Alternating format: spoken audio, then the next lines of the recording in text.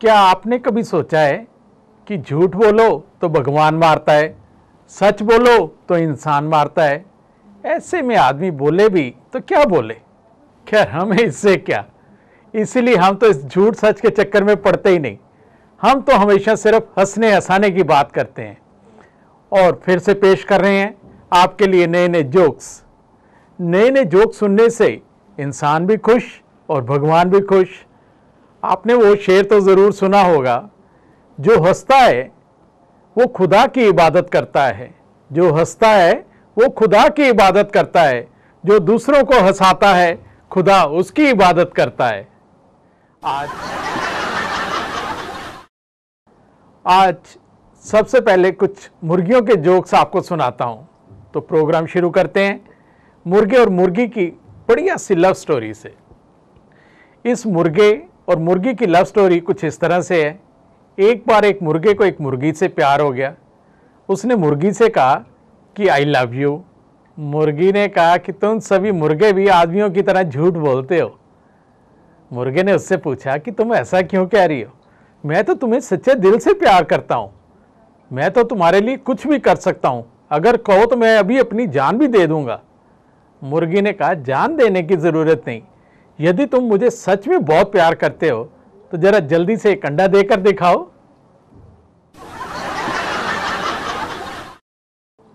एक दिन एक टीचर ने गप्पू को डांटते हुए कहा कि तुम कल स्कूल क्यों नहीं आए।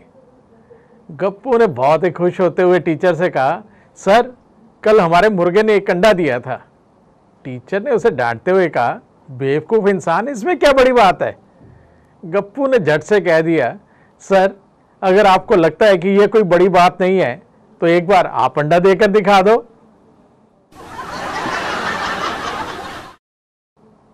गब्बर सिंह को तो आप जानते ही हैं। गब्बर सिंह ने भी मुर्गियां पाली हुई थी। एक दिन उसने अपनी सब मुर्गियों को कहा कि कल से मुझे 2-2 अंडे चाहिए। तो अगले दिन वो जब अंडा लेने गया तो वहाँ पे एक ही अंडा पड़ा था। तो उसने डांटते हुए उस मुर्गी को कहा, और तुझे मेरे से डर नहीं लगता, कल मैंने कहा था कि मुझे 2 अंडे चाहिए और तुमने फिर एक अंडा दिया है। तो उधर मुर्गे ने हाथ जोड़ के कहा, सर डर तो बहुत लगता है आपसे, एक अंडा भी मैंने इसलिए दिया है कि मैं मुर्गा हूं, मुर्गी नहीं।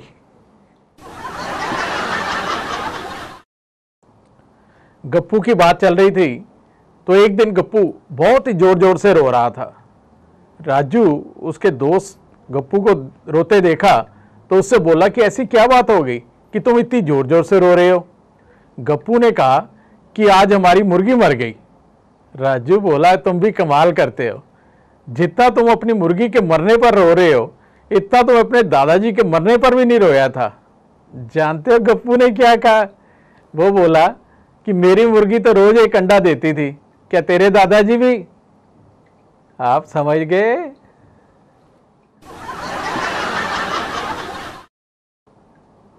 आजकल के जवान लड़के लड़कियों को देखकर जानवर भी बहुत हेल्थ कॉन्शियस हो गए हैं। यहाँ तक कि मुर्गे और मुर्गियाँ भी अपनी सेहत का बहुत ध्यान रखने लगे हैं। लगता है आपको मेरी बात पर यकीन नहीं हो रहा, तो आप खुद ही सुन लो।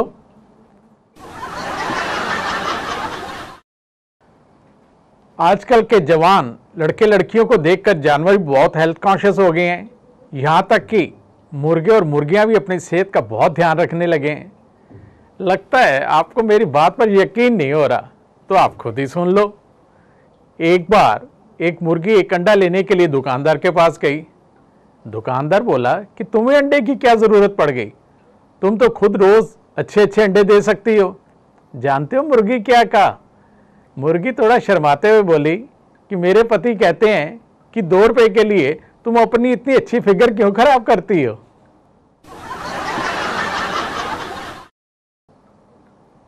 मुर्गियों के बाद एक अपने दोस्त का बड़ा ही अजीब किस्सा आपको सुनाता हूं।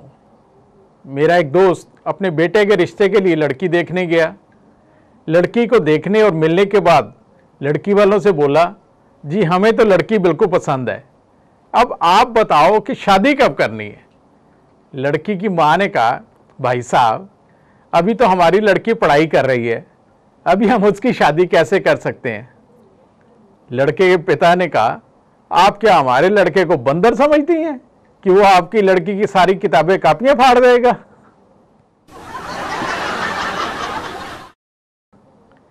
एक दिन एक भिखारी ने होटल में फोन किया और बोला कि 1 चिकन बिरयानी, 2 बटर चिकन, 1 शाही कौरमा, 10 बटर नान, 6 परांठे जल्दी से मेरे घर भिजवा दो।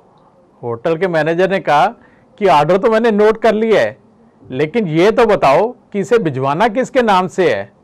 भिखारी बोला, जी आप चाहे तो इसे भगवान के नाम पर भिजवा दो, चाहे अल्लाह के नाम पर भिजवा दो।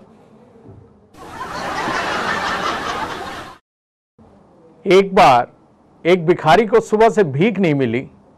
उस बेचारे ने खाना भी नहीं खाया था, भूख से उसका बुरा हाल हो रहा था। उसने भगवान से हाथ जोड़कर प्रार्थना की, किसी तरह आज 100 रुपये दिलवा दो, बहुत सख्त ज़रूरत है। साथ ही उसने कहा, भगवान जी यदि आप 100 रुपये भिजवाते हो तो उसमें से 50 रुपये तुम्हारे हुए। थोड़ी देर बाद ही उस भिखारी ने सड़क पर देखा कि एक 50 रुपये का नोट पड़ा हुआ है। उसने झट से वो नोट उठाया, नोट देखकर बहुत खुश हुआ और साथ ही बोला, भगवान जी लगता है आप हिसाब के बड़े पक्के हो, अपने हिस्से के 50 रुपये पहले ही रख लिए।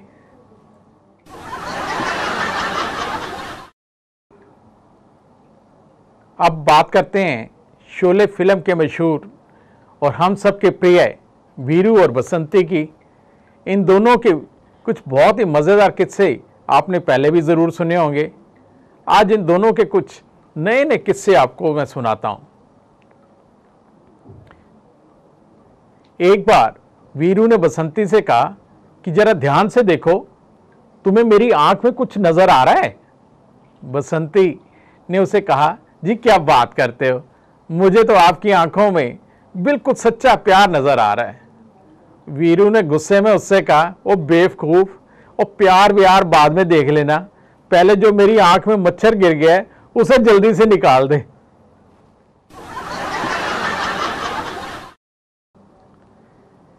एक दिन बसंती ने अपने पति वीरू से कहा कि टेंशन और डिप्रेशन की बीमारी के कारण डॉक्टर ने मुझे 2-3 महीनों के लिए किसी अच्छे से हिल स्टेशन पर जाकर आराम करने के लिए कहा है।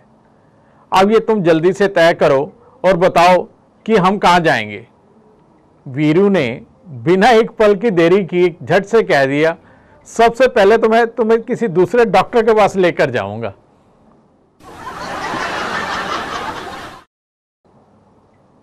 बसंती की एक खास सहेली है रेखा। एक दिन रेखा ने बसंती से पूछ लिया, तुम मेहमानों के सामने अपने पति को ए जी, ओ जी ऐसे कह के क्यों बुलाती हो? बसंती ने उसे बताया कि मेरी मौसी ने शादी के समय मुझे समझा कर भेजा था कि अकेले में पति को चाहे कुछ भी कह लो, परंतु मेहमानों के सामने कभी भी पति को ए गधे, ओ गधे नहीं कहना, इसलिए मैं उन्हें शॉर्ट फॉर्म में ए जी, ओ जी कहकर बुलाती हूं।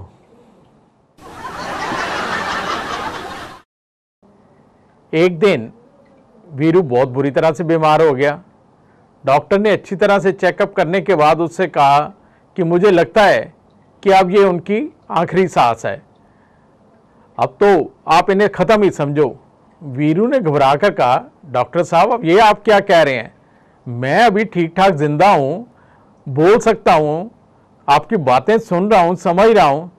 बसंती ने वीरू को डांटते हुए कहा, तुम चुप करो, इतने बड़े डॉक्टर होकर वो क्या हमसे झूठ बोलेंगे? अगर वो कह रहे हैं कि तुम मर चुके हो तो मतलब मर चुके हो।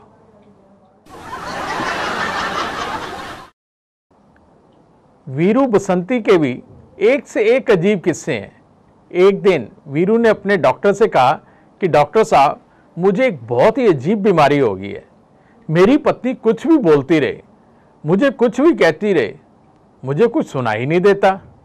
डॉक्टर ने उसे हौसला देते हुए कहा, ओ भले इंसान, इससे बीमारी नहीं भगवान की देन समझो, तुम बहुत नसीब वाले हो कि तुम्हें ऐसी नियामत मिली है।